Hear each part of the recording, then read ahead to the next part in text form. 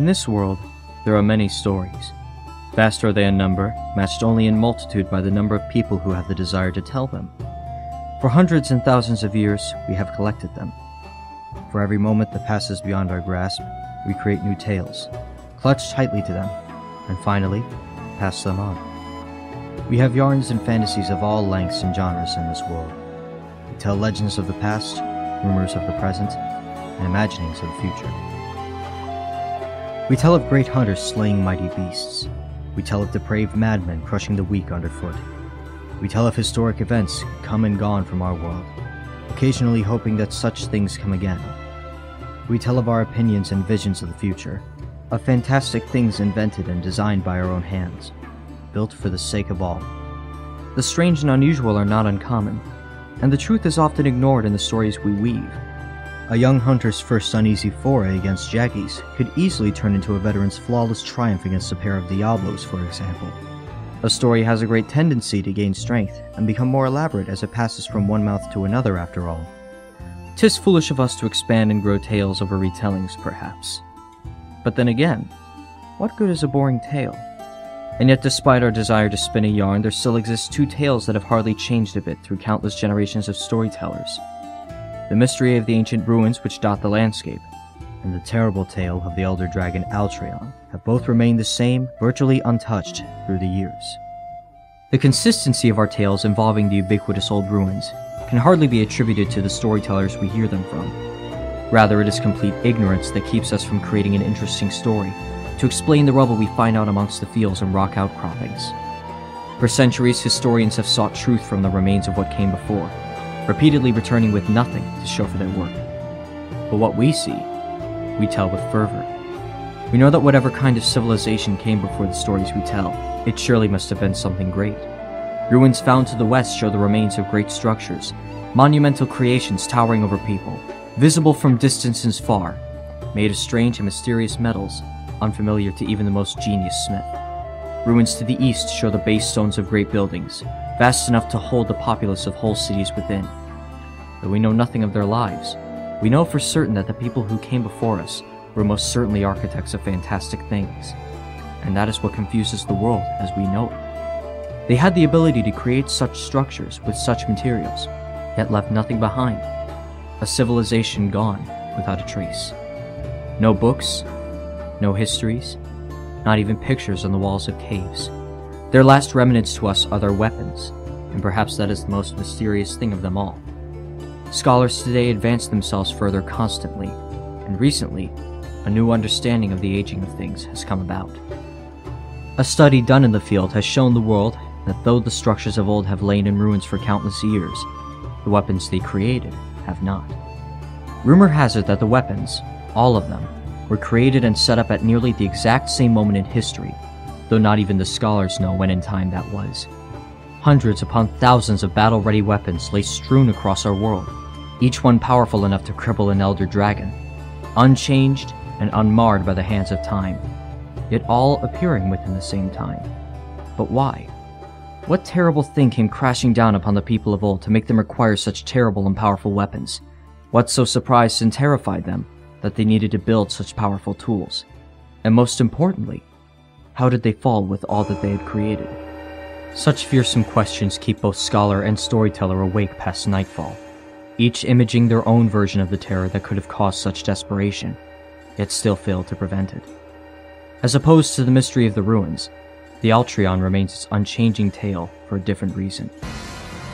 The horrifying power and overwhelming ruthlessness of this elder dragon, the Alatreon, is so great and notorious that not a single deferral to the tales is required to inspire fear of its horrifying strength. But what makes the Alatreon so incredibly horrifying to citizens and hunters alike? Is it the beast's power, its frightening control over 4 elements, where any other elder dragon can only wield 1 or 2? Is it perhaps the tempest the beast allegedly creates as it flies across the world in search of prey? Could it be the near absolute fatality rate of hunters who dare to challenge it? Of the hundreds of hunters that have sought out the beast's blood, those that have returned alive only did so because they could not find it, or if they caught a glimpse of it, were unable to keep up. No, the most likely reason derives from the last and the most terrible. Our fear comes from the Alatreon's immeasurable wrath towards humans. While other elder dragons may remain in their territories and stray towards a town or city when provoked, the Alatreon moves around, more often than not intentionally, gravitating toward human habitations for the sake of devouring any hunter foolish enough or unfortunate enough to have crossed it. And may the spirits protect us all, should a hunter deliberately hunt the Alatreon with its death at the forefront of his or her thoughts. As its wrath against humans is boundless, its retaliation will match it. Dozens of settlements would vanish in a blaze of fire and thunder as punishment for an attempt on its head. With such proficiency does the beast tear at our people that not a single thought or image exists of the creature's form. No pictures on hunter boards, warnings, or even on records of the creature's existence, as none who had even courage or foolishness to see it have ever been seen again. In this world, there are many stories.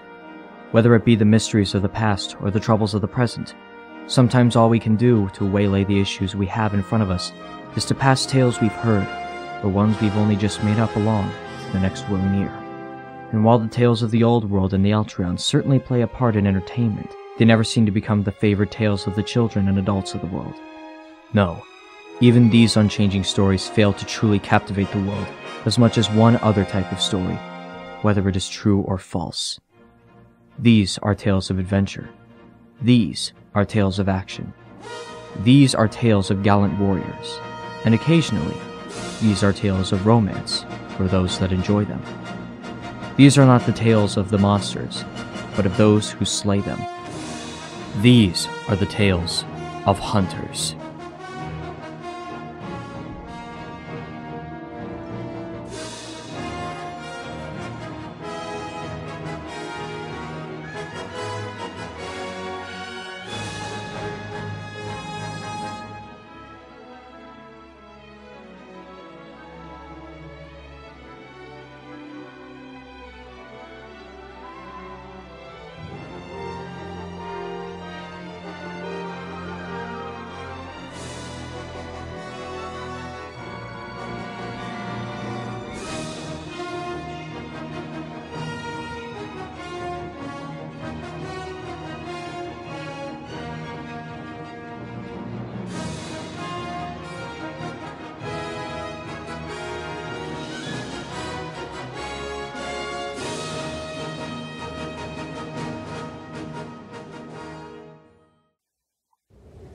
Snow and wind erased the tundra from sight.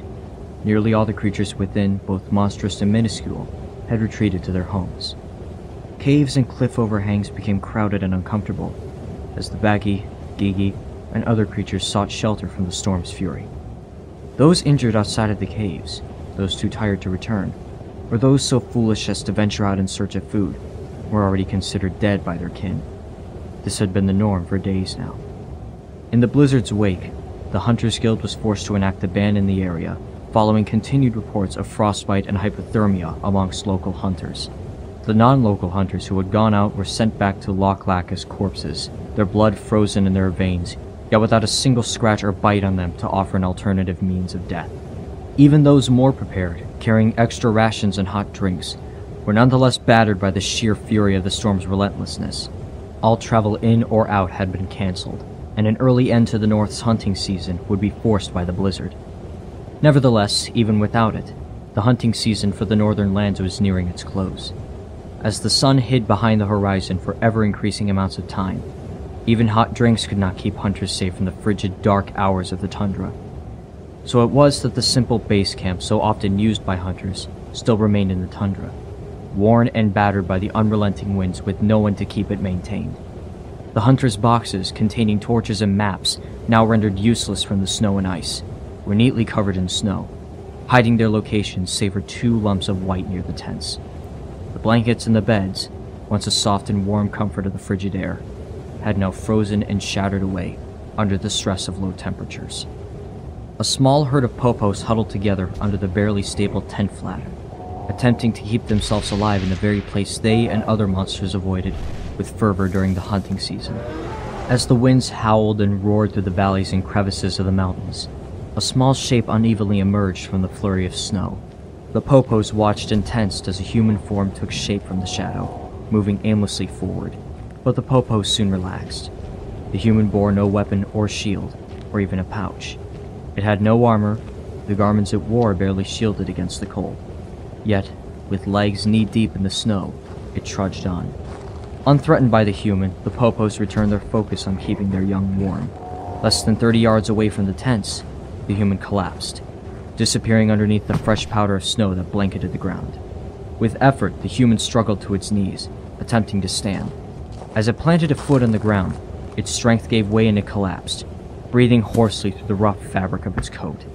Hands, thoroughly blue from the cold, reached up from its side, clawing at the collar and tearing it away, revealing the face of a young man.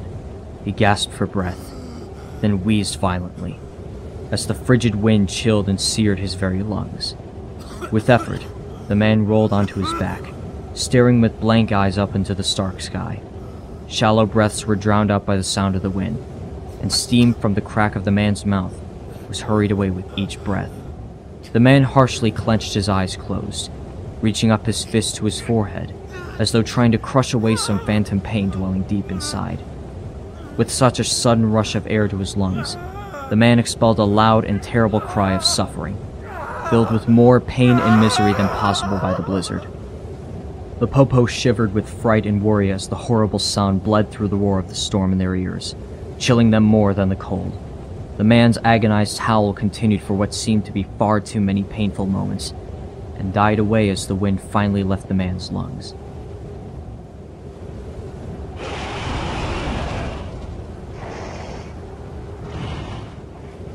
Every living creature within 100 yards of the base camp hid away as the fearsome and menacing sound echoed off the ice and rock. Terror seized the Popos, as one of the horrified young burst through the protective ring of elder Popos. The group mindlessly stampeded away from the comfort of the base camps, risking the terrible storm for fear of the beast so close behind. The man's eyes barely wavered as the roar died away. With effort, he tilted his head up and stared blankly in the direction the sound had come from. No reaction showed as a large and fearsome shape stalked through the blizzard towards him. After what seemed like endless hours, form took hold of the shadow, showing a tall winged beast. Rugged white fur coated the whole of the monster. 2 fearsome fangs extruded from the beast's dire maw, and 4 powerful legs carried it through the snow. The Barioth stood tall as it entered the base camp, its eyes flickering around in search of prey. Its eyes stopped on the empty eyes of the man at the ground. The man gazed back without a twitch, half dead and becoming buried further and further as the storm raged on. The beast stared at the man for a few moments before emitting a low guttural growl that carried over the snow despite the wind's howl. The man did not stir as the sound echoed in his ears. Uncertainty showing on its face, the Barioth barked a challenge at the man in the snow. Still no sign of recognition showed. The Barioth slowly stepped forward, uncertain if this was to be a hunter's trick. It continued forward until it was standing over the now half-covered body of the man. Both gazes remained locked, one questioning and one blank, as the Barioth leaned forward to the man's face, sniffing at him to check if the man was still alive. With an unsatisfied grunt, it tore at the man's covered arms with a flick of its claws. A stream of red covered part of the snow. Life rushed back into the eyes of the man as he emitted a struggled cry of pain. With a blast of sudden pain to his senses, he quickly clutched his frostbitten hands to the wound, attempting to stem the flow of blood. The shock of the sudden act startled the Barioth. The great beast backstepped into the snow, growling menacingly all the while. With a rush of adrenaline flowing through his body, the man quickly rolled to his front and climbed to his feet, tenaciously clutching his wound. He turned warily to the Barioth as the great wyvern regained its composure, lowering its head and baring its fangs in warning. The man stared back at the great white drake of the north as the beast emitted a guttural growl at him. Fear finally showed in the man's face as he took in the appearance of the beast before him, the pain in his arm now forgotten. The Barioth huffed in satisfaction as the scent of the man's rising terror reached its snout. With increased confidence in its superiority, the monster began to stride forward in slow, cautious motions. The man's feet retreated in tandem with the steps of the creature, a wave of terror making him react. But his eyes suddenly hardened, and the frightened look on his face vanished, the trembling legs once carrying his body away from the threat before him. ground themselves into the packed snow below. The shakes of terror slowed and calmed. His palms clenched into fists, and his stance dropped into a rough, inexperienced fighting stance. No. The word was lost to the wind. The Barioth halted its advance, seeing change in the man's lips and demeanor. No! No, damn it! I won't let you kill me! The Barioth looked curiously at the man. The reckless stance passed beyond aggression. The look of determination that vanquished the fear from the man's eyes was now vanquished itself. The Barioth cocked its head, attempting to judge the man's threat, and the new emotion he displayed. Finally, the smell of the man's emotions racked the Barioth's nostrils. This was a familiar scent. Baggies half dead from hunger, Popos afflicted by plague years ago, and most recently, a Giganox the Barioth had watched die at the hands of a hunter. All had emitted this same terrible scent in the moments before their end. Madness. Terrible madness. The man before him, so close to death, suffering wounds both mental and physical, had reached his breaking point. His mind had latched onto a single idea and would not release until its desire was sated. I can't die! I won't die! Not now, not here! I won't! Not until it's dead! Not until that damn black demon is in cinders below me! Won't kill me! I won't let you! The Barioth nearly pitied the creature before him. With the man's mind nearly gone, and his body physically drained, he was doomed whether or not the madness wore off. But what to do about him? It was no threat, and his body would make a fine meal, despite being nearly frozen. But the Wyvern's decision was swift. The man would not be eaten. The Popos disease from years ago had spread to any monster foolish enough to eat from such tainted corpses. The meat would endanger the Barioth's own sanity, should it be consumed. Regardless of this decision, the man would have to die. His madness had to be snuffed out.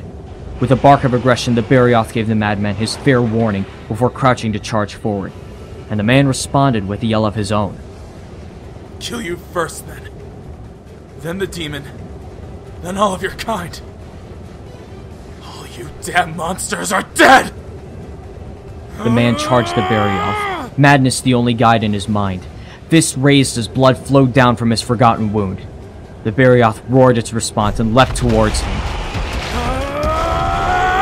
Snuff out the disease, it thought. Remove the malady.